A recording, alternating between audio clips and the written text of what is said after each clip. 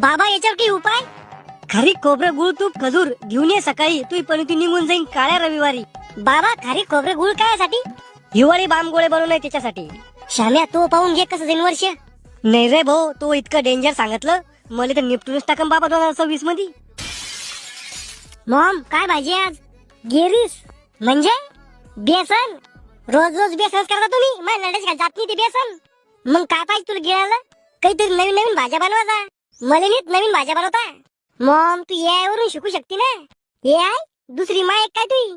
अहो Maugham AI म्हणजे artificial intelligence. त्याला काही विचारणं सगळं सांगते ते. विचार बर का त्याला नवऱ्याच्या बहिणीचं घरी येणं जाणं कसं बंद करायचं, असं काही बी सांगत ते. तू तर मी सगळं सांगत. म्हणजे माय आता यायला घरी नको येऊ दे तू. अरे नाच क्या मी नाही थोडी म्हणलं घरी यायचं, पण आले आता घरात भांडण लावाच की काम आहे का?